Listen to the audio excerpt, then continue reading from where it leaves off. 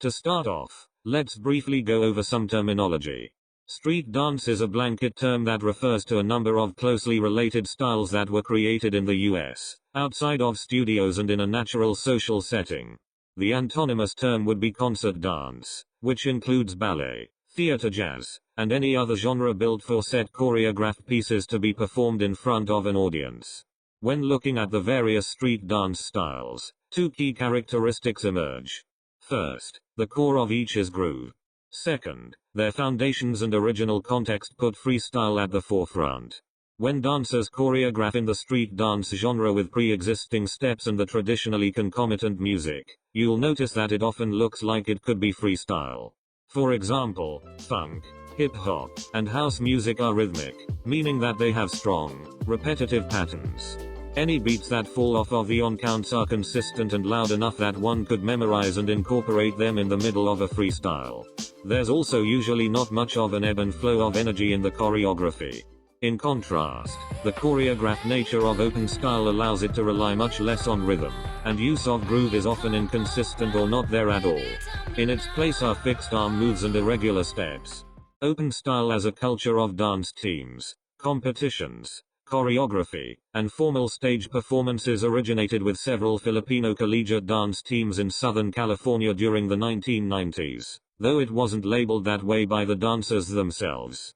If you watch studios like Millennium Dance Complex or 1 Million Dance Studio on YouTube, you'll be familiar with this type of dance. Similar to contemporary, which spans about from ballet to jazz, open style choreography pulls from jazz to street dance, molded by the choreographer's individual style. The agreed upon name for this genre has undergone multiple changes. At first, dancers accepted the name urban dance assigned to them out of respect for the original street dancers. However, as more black artists have spoken out against the word urban because it is often used to box in black creations, the dance community has been trying to find a different term. There's no unanimously accepted label, but I've decided to go with open style as suggested by Steezy Studio. Although I think it's useful to know the history of street dance and open style, I don't think it's useful to pick apart dancers or their work to try and slot them into one category or another. Like most things, it's a wide-ranging spectrum. Don't think of the two as discrete categories, but instead as loose contextual groupings I've used to create a more organized video.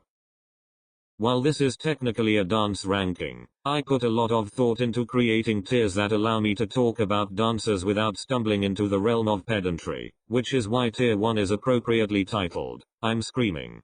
This tier includes dancers who reliably force a poorly suppressed shriek from my vocal cords with their spectacular musicality and dynamic choices. Technique is no longer the focus for these dancers, and so they are able to really converse with the audience. Yo, bro, who got you smiling like that? Like, Kill the lights, so baby, close your eyes, the way you're looking. Other than Ryusi, I would put Jumper E from Alaventa and Bailey Sock in this category, just to name a few. Moving on to Tier 2, I call this one, let me take some notes real quick. While these dancers might not be technically on par with the ones in the previous tier, there are some very impressive aspects to their technique and musicality, and I've spent time figuring out how to incorporate their strengths into my own dancing. These individuals show a maturity in their performance that the dancers in the tiers below don't have yet. I've named this next tier giving me an A without the plus. The dancers in this category are consistent, and their technique is really solid, but their performance leaves me wanting something more, dynamically or otherwise. Tier 4 has been given the label She Has Her Moments, meaning that these dancers have some noticeable gaps in their technique, but their potential is obvious in videos where the choreography particularly suits them. Finally, Tier 5 can be summed up with the phrase, employable, but it's a scroll for me. A lot of people who are unfamiliar with the dance world can only picture people like Bailey when they hear the term professional, but in reality, the dance industry offers a wide variety of jobs that allow for a range of ability just like any other field. The dancers here could ostensibly get professional jobs, but they wouldn't have stood out enough for me to watch beyond the first couple seconds if they had popped up on my Instagram Explore page before I knew who they were. Now, onto the actual ranking.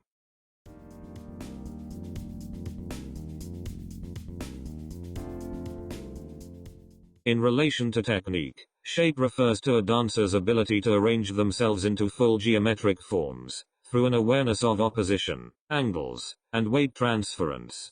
It's a crucial concept in dance, and this is the area where Minzy's technique falls short in a very obvious way. The best way for her to challenge this weakness would be to do many hours of hip hop. Hip hop is all about shape. If your knees are folded in or out, if your torso is arched or contracted, if you're near crouching or pulled up high through the chest. It's probably the most three-dimensionally expansive dance style out there. Minzy's isolations are also noticeably lacking in precision, which is surprising given her background in popping. Her hits, isolations, waves, and angles have not actually improved all that much since this video from 11 years ago. I'm not sure why this is. Whenever I talk about an idol's facial expressions, I've noticed that people get more offended than they do when I talk about technique, so I feel like I need to clarify something. I'm not in any way criticizing the idol as a person. Just because I think someone looks bored on stage does not mean that I am judging them to be rude. If I describe someone's facial expressions as feeling overdone, it doesn't mean I'm calling them fake. In fact, I would be a hypocrite for saying these things because I spent the later 5 years of my ballet training being pretty harshly criticized by my teachers for looking angry, when I wasn't. I just wasn't good at using my face. That being said, Minzy's facial expressions look very out of place to me in all of her performances. She lip syncs a lot, and though there's no hard and fast rule for this, it's generally accepted that you should avoid relying too heavily on this because it can get distracting and create a cheap outlet for emotions that should be permeating the body in a more authentic way. Again, I'm not calling out an intrinsic or permanent flaw, just pointing out something that can be worked on. I get it though, I really do. I'd personally be happy if I could dance with a mask on for the rest of my life.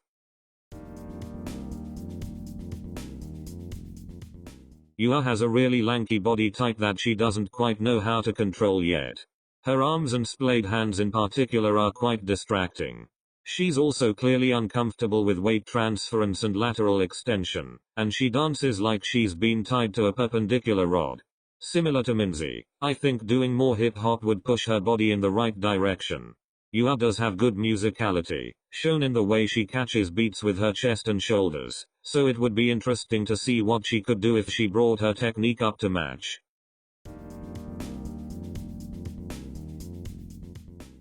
Anda is interesting to me because her dynamics have developed ahead of the rest of her technique when it's usually the opposite. She's able to use fluidity, momentum, and power as the choreography calls for it. Unfortunately, her poor alignment in her hips and upper back or shoulder region messes with her technique significantly, and I often see unclean arm angles, uncoordinated lower body movements, and stilted transitions. Yes, you do have to pay attention to alignment and proper muscle use even when focusing exclusively on choreography like this.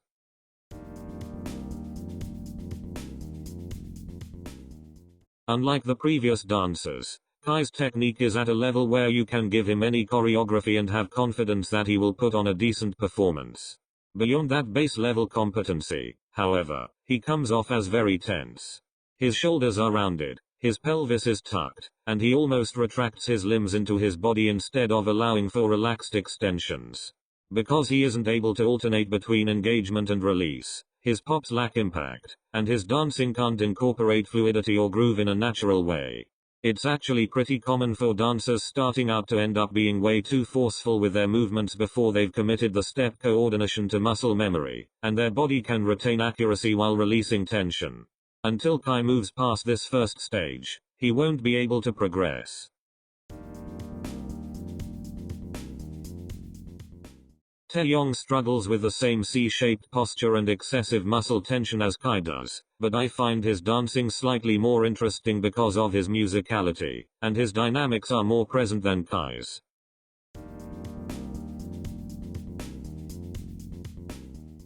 The first thing you notice when Lisa appears on stage is her very long limbs, and this could become a massive advantage if she improved her body control to combine with her understanding of shape.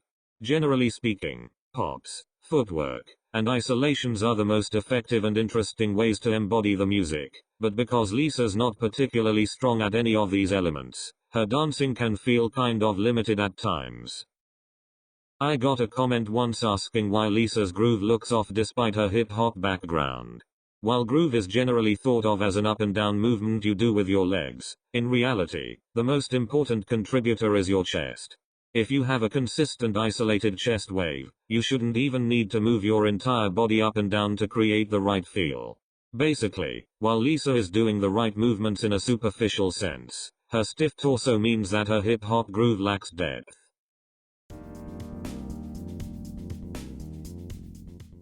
Yu Jung has a pretty solid hip hop base, and she doesn't have any of the weird habits that the dancers on this list so far have had. From now on, it's about working her technique until she starts to develop her own style.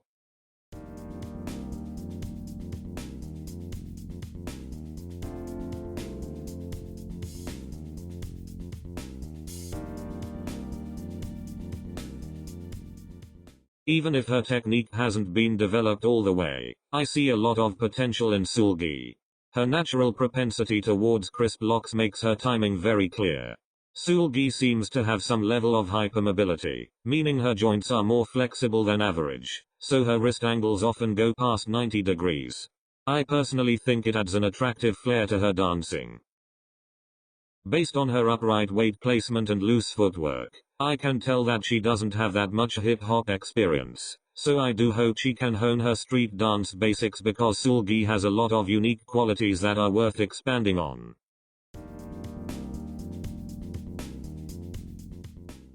Alexa is an unusual case because the choreography she uses for her idol comebacks is much closer to open style than it is to typical female idol dancing.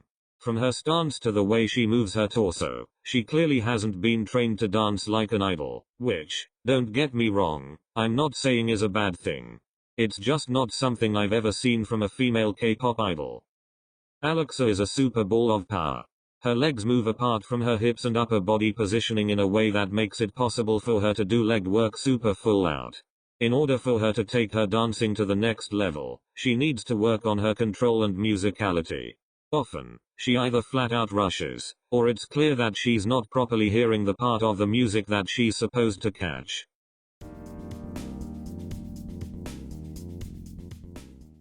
While he's not tense in the same way that Kai or Taeyong are, Rocky still dances like he's forcibly moving his body into positions with brute strength. You can't dance while trying aggressively to get into set positions on the correct counts. Most of dancing is transitions, how you use your isolations and weight placement to get from one point to another. I do like his choreography though. I'd be interested to see how he'd execute some of his old work with more nuanced technique.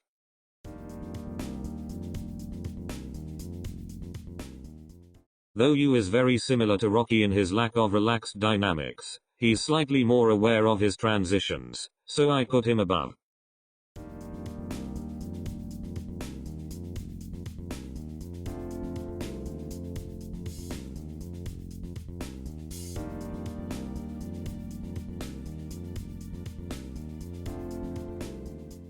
Hyoyeon has incredible natural flexibility through her shoulders, chest, and hips. Because she is able to create so much space in her upper body, her waves and chest or shoulder locks are incredibly well extended. However, most dancing is not done standing still, and so she can only get so far before her lack of athleticism starts holding her back.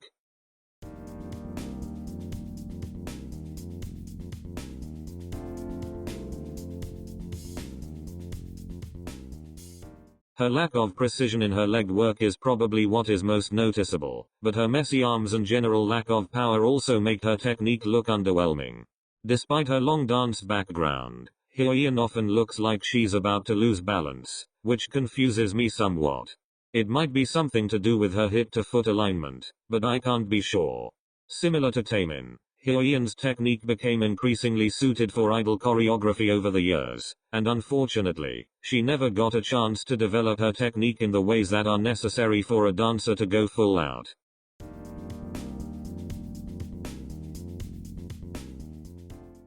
I'm quite impressed with Hwan Woong's improvement since his trainee days. He transformed himself from looking like one of those male teachers who do feminine choreography in their classes because it sells, even if they don't really have the technique for it, to now showing smooth movement and nice lines. He has good isolations and is a very evenly balanced dancer overall. I feel like he should try dancing in heels at some point.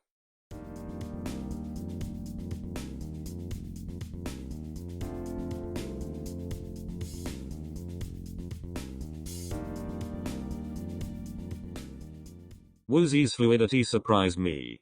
While there are a lot of dancers in K-pop with good waves, I haven't seen anyone with this kind of natural yet controlled full body flow.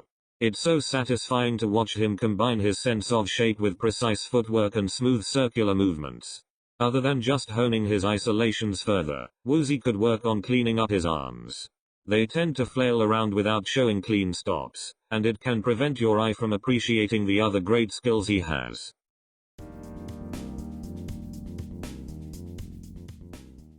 Ten's niche is somewhere between hip-hop and contemporary, which is both his strength and weakness. It makes him able to do some nicely lyrical things with his head and makes his body shape even and balanced. At the same time, his musicality hasn't been developed to its fullest potential because he hasn't honed his pops or sense of groove. He also hasn't done enough ballet to go deep on the contemporary influence. It puts him in a weird place where although he is an amazing performer, there isn't one particular quality that sticks out to me when watching him dance. Ten has a good base, so what he really needs to do is focus on texture. Texture is the ability to execute steps using varying qualities: smooth, fluid, sharp, crisp, etc. It falls under dynamics. I just prefer using this term when it comes to body control because back when I was in ballet, the word dynamics referred almost exclusively to energy. Texture is what takes dancing beyond step accuracy and makes it musically and artistically interesting. That's what I want to see from Ten in the future.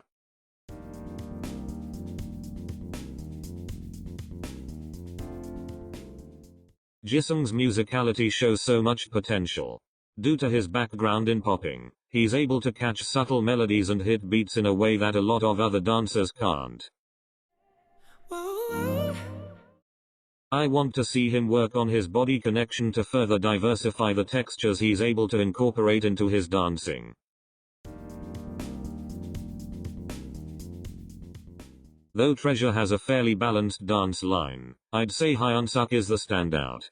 The difference between his fluid isolations and clean stops is pronounced, and combined with his balanced shape, it makes him satisfying to watch. As opposed to many of the male idols I mentioned earlier, Hyunsuk seems not to engage his muscles enough while dancing. It feels like he's not pressing or squeezing his isolations enough.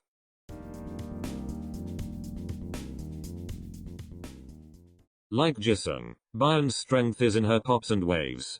She's able to incorporate them into a range of choreography with impressive specificity. This is the first time in this video I'm prescribing something other than hip-hop, but I really do think that Byeon would benefit from some ballet training. Right now, her underdeveloped sense of line becomes really obvious when she tries jazz hip-hop choreography, and her arm extensions could use some work. It would be cool if she could go through a Bailey-like transformation at some point, fusing her pops and body control with a better awareness of her overall form. A relatively minor, but nonetheless interesting thing I've noticed about Byeon's technique is that she has trouble correctly doing gliding footwork and isolating her legs from each other. In fact, I've noticed this is pretty common for dancers with shorter legs and small feet. I'm guessing it's just harder for her to bend her knees enough to create extended in-out knee angles, and if she can't create the knee angles, it's also harder for her to do the full heel-toe transfers that act as the foundation of footwork.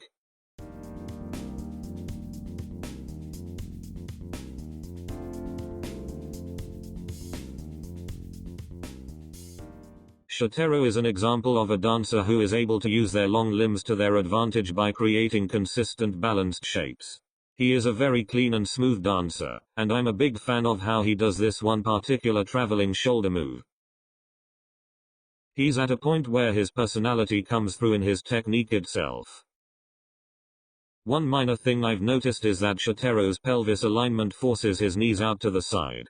While this usually doesn't affect anything except for the precision of his leg angles, it can sometimes make it difficult for him to complete footwork.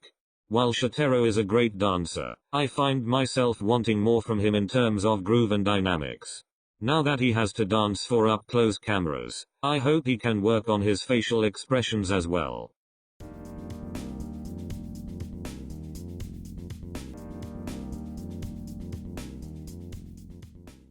The first thing that caught my eye about Dino was how compact his body can get while dancing. His knees go up to his chest and his arms fill the space around his torso so naturally. When his legs go behind him, the extension through his back and hips is perfectly lengthened. When I tell you I was obsessed, I was obsessed.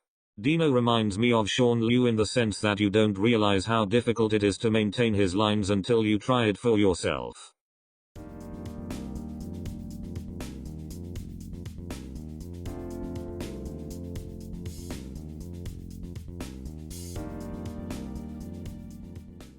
His understanding of pathways is something I try to follow in my own dancing, and the clarity of his arms is just insane.